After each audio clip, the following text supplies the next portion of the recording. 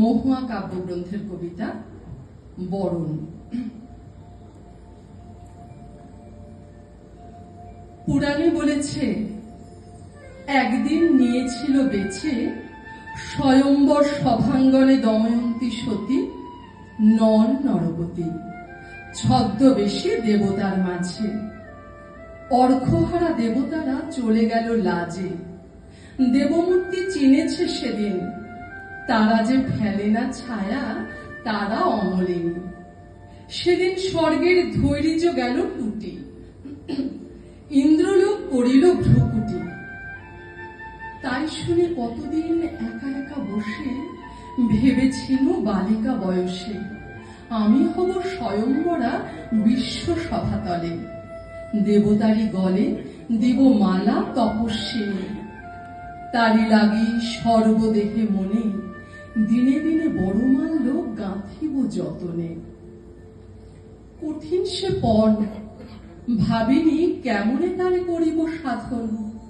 মানুষ যে দেশে দেশে কত ফেরে দেবতার ছদ্মবেশে।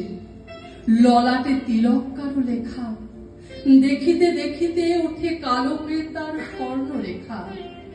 কারো বা কোটিতে বাঁধা সরশূন্য তুন, কেহ করে বজ্রধ্বনি, নাহি তাহে বজ্রের আগুন। বাতায়নে বসে থাকি, কতদিন কি দেখিয়া আশ্বাসে চমকে উঠে আঁখি। চেয়ে চেয়ে দ্বিধা লাগে শেষে, বৃষ্টি হতে হতে দেখি শিলা পড়ে এসে। একদিন রৌদ্রের বেলায় মধ্যাহ্নের জনতার মুখর মেলায় রাজপথ পাশে দাঁড়াইল। দেখিলাম যারা যায় আসে তাহাদের কায়া, সম্মুখে ফেলিয়া চলে দীর্ঘতর ছায়া। শুনিলাম স্পর্ধা তীক্ষ্ণ কণ্ঠস্বর, ছিন্ন করে দিতে চাহে দেবতার অখণ্ড অম্বর। উজ্জ্বল সজ্জায় দীন অঙ্গ সমাচ্ছন্ন ধনের লজ্জায়। ছুটে চলে অশ্বরথ, তার চেয়ে আড়ম্বরের সঙ্গে ওড়ে ধূলির পর্বত। যখন সেদিন সেই ঊর্ধ্বশ্বাস লুব্ধ ঠেলা ঠেলি, নানা শব্দে উঠিছে উদ্বেলি। তুমি দেখি পথপ্রান্তে একা হাস্য মুখে চেয়ে আছো। হৃদয় আছিল জনস্রোতে, মন ছিল দূরে সবা হতে।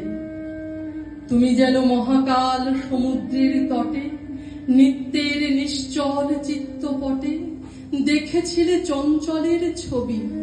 শুনেছিলে ভৈরবের ধ্যান মাঝে উমার ভৈরবী। রুখে গেল জনতার ঢেউ, কে যে তুমি কোথা আছো দেখে নাই কেউ। একা আমি দেখেছি তোমারে, তুমি ফেলনি ছায়া ছায়ার মাঝারে।